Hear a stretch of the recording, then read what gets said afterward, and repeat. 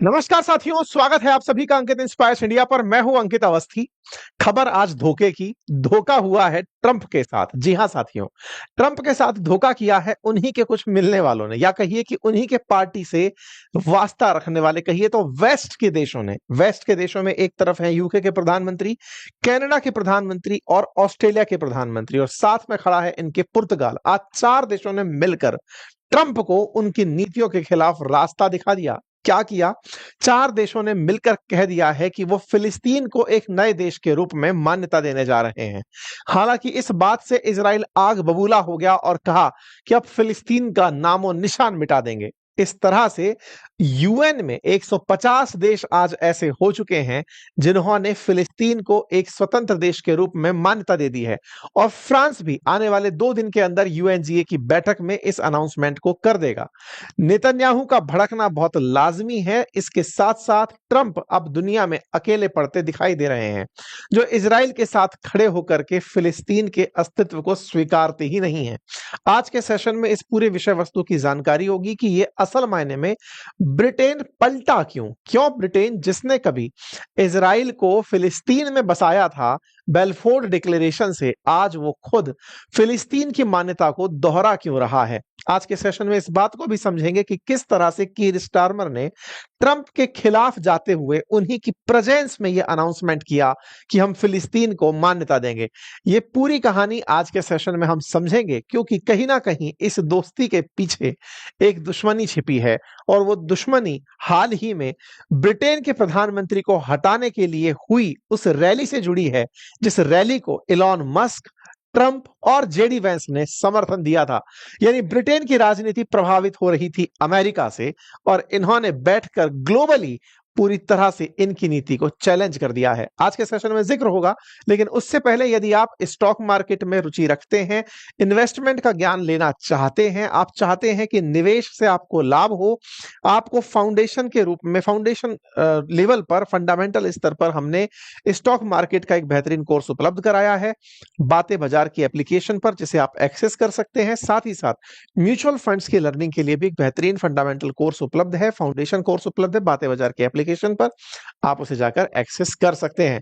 तो साथियों, पिछले 24 घंटे के अंदर दुनिया के 4 बड़े देशों ने एक साथ औपचारिक रूप से फिलिस्तीन को स्वतंत्र देश के रूप में मान्यता देने की घोषणा कर दी। ऐसा करके दुनिया में 150 देश हो चुके हैं अब जो 2 स्टेट सॉल्यूशन को मानते हैं, अर्थात फिलिस्तीन और इजराइल नाम के 2 देश होंगे, एक साथ होंगे, इसको मान्यता देते हैं।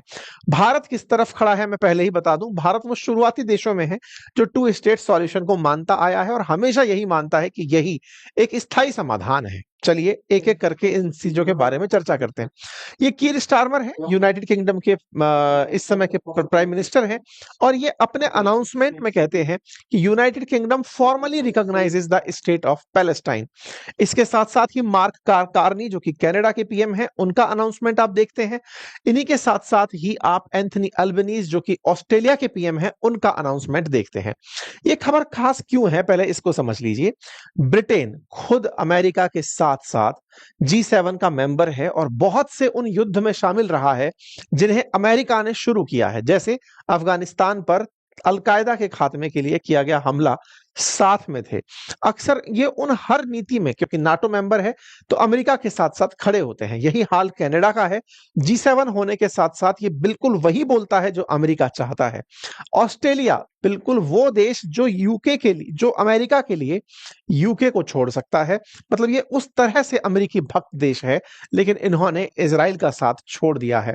इजराइल का साथ असल में था क्या? इजराइल का साथ था कि आप फिलिस्तीन को मान्यता मत दो। अब तक यही हो रहा था, पूरी दुनिया एक तरफ कहे पड़ी थी, लेकिन यूरोप के ये कुछ देश ऐसे थे जो फिलिस्तीन को देश के रूप में मान्यता नहीं दे रहे थे। एक और देश इनके साथ जुड़ा जिसका नाम पुर्तगाल है। जैसे ही ये अनाउंसमेंट हुआ, उसके बाद स्टेट ऑफ पैलेस्टाइन की तरफ से इन सभी को धन्यवाद दिया गया ऑफिशियल अकाउंट्स के माध्यम से। और स्टेट ऑफ पैलेस्टाइन ने बताया कि अब पूरी तरफ से अगर दुनिया में देखें तो लगभग 75% दुनिया के देश ऐसे हैं, कुल 193 देशों में से, जो कि यूएन के अंदर हैं, जो कि स्टेट ऑफ पैलेस्टाइन को मान्यता देते हैं। फ्रांस भी अब जल्दी ही इस मान्यता को देने जा रहा है। एक तरीके से कहिए तो यूनाइटेड नेशंस की जो सिक्योरिटी काउंसिल है उसमें से 5 में से 4 देश अब ऐसे हो चुके हैं जो कि यूएन के अंदर बैठे हैं, सिक्योरिटी काउंसिल में हैं और फिलिस्तीन को मान्यता देकर चल रहे हैं। यानी अमेरिका को हटा दें तो सारे के सारे वीटो पावर कंट्रीज ने अब फिलिस्तीन को मान्यता दे दी है। अब तक स्टेटस है क्या फिलिस्तीन का, पहले इस पर भी हल्की सी चर्चा कर लें। फिलिस्तीन इस समय पर एक ऑब्जर्वर नेशन के रूप में यूएन के अंदर बैठता है। ये यहां बैठ करके अपने बारे में हो रहे विमर्श को सुनता है, बोल सकता है, वोट नहीं कर सकता है, क्योंकि यूएन के अंदर इसे परमानेंट मेंबर का दर्जा प्राप्त नहीं है, क्योंकि वो पांचों के कंसेंसस से होगा, सहमति से होगा, जो सिक्योरिटी काउंसिल की परमानेंट सीट पर बैठे हुए हैं। अर्थात फिलिस्तीन की जो अथॉरिटी है वो तो चली आ रही है, लेकिन वो वोट देने का अधिकार यूएनजीए के अंदर नहीं रखती है। फ्रांस जल्दी ही इस काम को कर देगा। ऐसा मैं क्यों कह रहा हूं? क्योंकि 23 तारीख से लेकर 29 तारीख के बीच में यूनाइटेड नेशन जनरल असेंबली की अमेरिका में मीटिंग हो रही है, जिसका 80वां सत्र इस बार 22 सितंबर को मनाया जाएगा।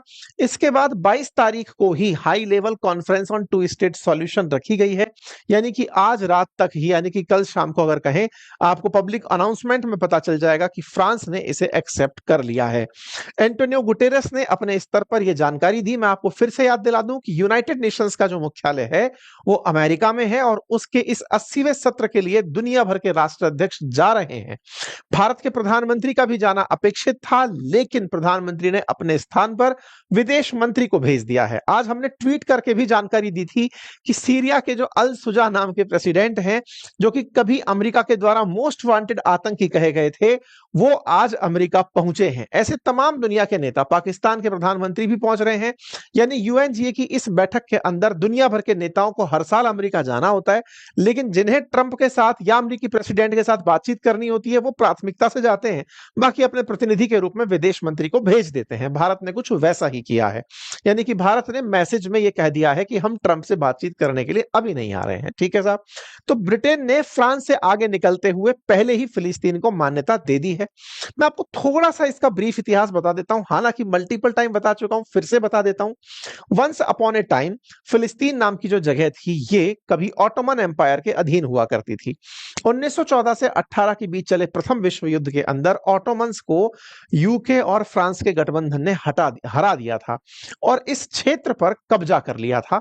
यानी हारने के बाद जब ऑटोमन्स को हराया तो ये पूरा क्षेत्र ब्रिटेन के, फ्रांस के कब्जे में आ गया। यानी विजेताओं के हिस्से में आया और हिस्से में पड़ा ब्रिटेन के। ब्रिटेन ने प्रथम विश्व युद्ध के दौरान ही जूज लोगों का समर्थन प्राप्त करने के लिए एक डिक्लेरेशन अनाउंस किया जिसका नाम बेल्फोर डिक्लेरेशन था, जिसमें यह कहा गया था कि जर्मनी के साथ रहने वाले जो जूज हैं, जर्मनी में रहने वाले जो अमीर लोग हैं, जो यहूदी समुदाय से हैं, उन्हें एक अलग देश दिया जाएगा। उन्हें प्रथम विश्व युद्ध के तुरंत बाद एक अलग राष्ट्र की गारंटी दी गई थी। कहते हैं कि इसी के चलते प्रथम विश्व युद्ध में यहूदियों ने जर्मनी का साथ नहीं दिया, जिसका गुस्सा द्वितीय विश्व युद्ध के होने का बड़ा कारण बना था। कहते हैं कि हिटलर की असली जो नाराजगी थी यहूदियों से, वो प्रथम विश्व युद्ध में उनका साथ ना देने के कारण थी। यही कारण था कि यहूदियों को एक अलग देश ब्रिटेन के अश्योरेंस पर मिला। ब्रिटेन के अश्योरेंस के चलते ही मई 16, 1948 को फिलिस्तीन में एक नए देश का गठन हुआ जिसका नाम इजराइल था। आप पूछेंगे 1917 से सीधा 1948 कैसे हुआ? इस बीच में यहूदियों को जैसे ही ये अश्योरेंस मिला, वो दुनिया भर से निकल कर फिलिस्तीन में जाकर बसने शुरू हो गए और एक दिन 1948 में इसे एक अलग देश के रूप में मान्यता दे दी। ये वो बेल्फोर डिक्लेरेशन है जो लॉर्ड रॉशफील्ड के लिए लिखा गया था। कभी रॉशफील्ड की कहानी सुनाएंगे, बड़ी मिस्टीरियस कहानी है, बहुत इंटरेस्टिंग कहानी है। खैर, फिलहाल के लिए ब्रिटेन ने 1917 में जो वादा किया था उसी के चलते ही फिलिस्तीन के दो हिस्से हुए और उसके बाद यरूशलेम संयुक्त राजधानी के रूप में या पहले इंटरनेशनली कंट्रोल्ड सिटी के रूप में रिकॉग्नाइज हुआ और इजराइल और फिलिस्तीन को दो अलग देश के रूप में मान लिया गया। अब बड़ा सवाल यह है कि उस समय जिन दो देशों को स्वीकार कर लिया गया था, फिर यूके वाले पलटी कैसे खा गए? इजराइल के प्रभाव में, क्योंकि इजरायलियों के पास जो पैसा था वो अमेरिकियों को पकड़ के चलने के लिए बहुत जरूरी था और ऐसे में इन्होंने समय रहते रहते इजराइल को तो मान्यता देना शुरू किया, लेकिन फिलिस्तीन को किसी तरह से रिकॉग्नाइज नहीं किया। लेकिन आज जो आप खबरें देख रहे हैं फॉरेन मिनिस्ट्री ऑफ यूके की तरफ से, वो बराबर ये कहे जा रही है कि हम फिलिस्तीन को एक स्वतंत्र राष्ट्र के रूप में मान्यता देते हैं। अब बड़ा सवाल ये बनता है, अचानक ये सब क्यों हो रहा है? आपको सभी को 7 अक्टूबर को हुआ इजराइल पर हमला याद होगा, जिसमें हमास के आतंकियों ने बॉर्डर क्रॉस करके गाजा पट्टी से निकल करके इजराइल पर हमला कर दिया था। बदले में इजराइल ने गाजा पट्टी को लगभग खत्म कर दिया है। बार बार मैं ये बात इसलिए बोल रहा हूं कि गाजा में तब से लेकर अब तक हॉस्टेजेस की तलाश के साथ साथ इजरायलियों के द्वारा गाजा की सफाई चल रही है, पर इस सफाई से दुनिया को यह डर लगने लगा है कि आने वाले समय में गाजा नामक कोई जगह नहीं बचेगी। नेतन्याहू जानबूझकर नहीं चाहते कि उनके हॉस्टेजेस रिलीज हों। ऐसा मैं क्यों कह रहा हूं? क्योंकि हाल ही में जब शांति वार्ता के लिए हमास के नेता कतर में एकत्रित हो रहे थे, तो उन पर इजराइल के द्वारा ही गोलियां चला दी गई थी, मिसाइल दाग दी गई थी, जो आपने अभी थोड़े दिन पहले इजराइल और कतर के बीच बिगड़े संबंधों के बीच में जानी थी। तब कतर की तरफ से बयान आया था यह कहते हुए कि लगता है कि इजराइल चाहता ही नहीं है कि उसके हॉस्टेजेस जो बचे हुए हैं इस समय गाजा में हैं वो निकलें, क्योंकि वो अल्टीमेटली यही चाहता है कि उन हॉस्टेजेस की तलाश के नाम पर वो पूरा गाजा नीट एंड क्लीन कर दे। ये बात आज पता भी चली जब यूके ने, कनाडा ने, ऑस्ट्रेलिया ने और पुर्तगाल ने यह अनाउंस किया, तो बदले में नेतन्याहू का बयान आया और नेतन्याहू ने अपनी तरफ से साफ कहते हुए कहा कि जनाब, मैं फिलिस्तीन नाम के अब किसी देश को जानता ही नहीं हूं। अब तक तो मैं मानता था, लेकिन अब आप लोग अगर इस जिद पर हैं तो अब ये कोई देश एग्जिस्ट ही नहीं करता। अब आपके दिमाग में सवाल आएगा कि अचानक यूके के अंदर इस तरह की स्थिति क्यों आई कि वो ट्रंप, देखिए, क्योंकि नेतन्याहू वही सब कर रहे हैं जो ट्रंप उनसे कह रहा है, तो ऐसे में क्यों ये लोग ट्रंप के खिलाफ चले गए? उसके पीछे की कहानी जानते हैं कि हुआ क्या। असल मायने में क्या है, इसकी थोड़ी सी कहानी पीछे की तरफ चलनी पड़ेगी कि यूके के अंदर जो कीर स्टारमर हैं, ये सत्ता में जब आए तो कहा गया कि इन्होंने ब्रिटेन में रह रहे जो प्रवासी हैं, जो बाहर से आकर बसे हैं, विशेष रूप से वो जो मुस्लिम कंट्रियों से आकर बसे हैं, उनके सपोर्ट से इलेक्शन जीता था। इस सपोर्ट के चलते ब्रिटेन के अंदर कुछ जो लोकल ब्रिटिशर्स हैं, जो कि ब्रिटेन को बिल्कुल वैसे ही चाहते हैं जैसे मेक अमेरिका ग्रेट अगेन के अंदर अमेरिकन चाहते हैं ट्रंप के नेतृत्व में कि वो अमेरिका अमेरिकन का हो, वैसे ही ब्रिटेन ब्रिटिशर्स का हो, आउटसाइडर्स का उस पर कोई रोल ना हो। उन्होंने इनके खिलाफ रैली की थी और इस रैली को रॉबिन्सन नाम के व्यक्ति ने ऑर्गेनाइज कराया था। इस रैली में लाखों लोग सड़क पर उतरे थे। ये ज्यादा पुरानी बात नहीं है, ये मुश्किल से 5-7 दिन पहले की बात है, जब इन्हें हटाने के लिए पूरा मोमेंटम बन चुका था। मतलब चाह ये रहे थे कि इन्हें हटाने के लिए जनता सड़कों पर थी, रॉबिन्सन बयान दे रहे थे और रॉबिन्सन के साथ साथ इलॉन मस्क इस पूरी भीड़ को संबोधित कर रहे थे कि कीर स्टारमर को हट जाना चाहिए, क्योंकि ये वास्तविकता में ब्रिटिशर्स के लिए सही व्यक्ति नहीं है। ऐसे में चार्ली कर्क, जो कि अमेरिका के अंदर अमेरिकन का शासन हो इसके समर्थक थे, उसको याद किया गया इस रैली में। हमने इस पर सेशन किया बकायदा। ये रैली पूरी तरह से अमेरिका द्वारा प्रभावित थी, एलॉन मस्क के द्वारा, ट्रंप के द्वारा, जेडी वेंस के द्वारा। यहां पर मतलब रैली का आयोजन जो है वो आयोजकों द्वारा यह कहा जा रहा था कि हमें उनका सपोर्ट प्राप्त है। आप यहां पे देख सकते हैं चार्ली कर्क, जो कि मतलब अमेरिका के राष्ट्रपति के एकदम जिरोक्स माने जाते हैं, कहा जाता है कि वही इस पूरे नैरेटिव को चला रहे थे, उनका नाम ले लेकर के ये सारा काम हो रहा था। और ये सब क्या चाह रहे थे कि स्टारमर को हटा दिया जाए। हमने 15 सितंबर को अपनी पाठशाला उस पर यूट्यूब चैनल पर इस पूरे वीडियो के अंदर ये जानकारी दी थी। हालत ये हुई इस पूरे आंदोलन से कि इस समय 54% ब्रिटिशर्स ये चाहते हैं कि कीर स्टारमर को रिजाइन कर देना चाहिए। 15 सितंबर को यह घटना घटती है। इसके कुछ दिन बाद ट्रंप डिसाइड करते हैं कि वो ब्रिटेन की यात्रा पर जाएंगे। अराउंड 18 तारीख को ट्रंप ब्रिटेन की यात्रा पर पहुंचते हैं। यहां पहुंचते हैं तब तक कीर स्टारमर ये मन बना चुके होते हैं कि आप मेरे को हटाने की कोशिशें कर रहे हैं अमेरिका में बैठे हुए, कम से कम अब मैं आपको यह रिकॉग्नाइज करा दूं कि हम किस तरह से काम करते हैं। और हुआ भी यही। ट्रंप की प्रेजेंस में ही 18 तारीख को कीर स्टारमर ने ट्रंप की प्रेजेंस में ही यह बात बोल दी कि हम फिलिस्तीन को एक देश के रूप में मान्यता देंगे। हालांकि ये दोनों की जो वार्ता है, इस वार्ता का सार ये निकला कि दोनों एक दूसरे के सामने बोल रहे हैं, झगड़ नहीं रहे हैं। ये साफ बोल रहे हैं कि मैं फिलिस्तीन को मान्यता दूंगा। अब सवाल ये बनता है कि साहब फिलिस्तीन को मान्यता दोगे तो क्या हमास को रिकॉग्नाइज करोगे? इन्होंने कहा नहीं, हमास आतंकी समूह है, हम उसे आतंकी मानेंगे और कहेंगे कि वो हॉस्टेजेस को रिहा करे और जब फिलिस्तीन की नई सरकार बने तो उसके अंदर वो किसी भी प्रकार से पार्टिसिपेट ना करे। ट्रंप ने इस बात से इनकार कर दिया कि वो इस बात से कतई सहमत नहीं है। लेकिन कीर स्टारमर ने उनकी प्रेजेंस में अपना स्टैंड क्लियर करते हुए कह दिया कि हे ट्रंप, अब हम आपके पीछे पीछे हर गलत को सही करने नहीं निकल पड़ेंगे। गलत जो है वो गलत है।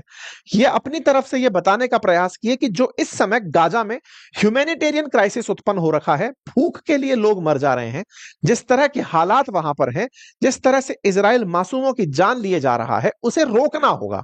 हमास को प्रतिबंधित करना है, हमास को एक्टिवेट नहीं करना है, हॉस्टेजेस को रिहा करवाना, ये सब इनकी भी प्राथमिकता है।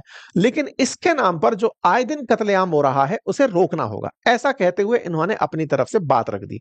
लेकिन नेतन्याहू को यह बात कहां से पसंद आने वाली थी? उन्होंने कहा यह सारी बात करके तो आपने आतंकवाद को इनाम दे दिया।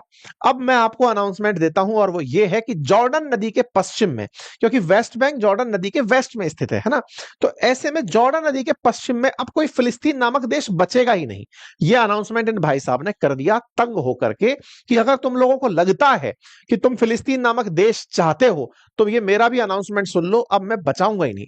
आप लोगों को जब मैं इजराइल गया था तब मैंने एक वीडियो करके दिखाया था जिसमें मैंने बताया था कि मैं वेस्ट बैंक में जाकर के वीडियो किया था। मैंने बताया था कि ये वेस्ट बैंक दुनिया के लिए फिलिस्तीन है। इजरायलियों ने बकायदा वेस्ट बैंक के बड़े सारे हिस्से पर ऑलरेडी अपना कब्जा कर लिया है।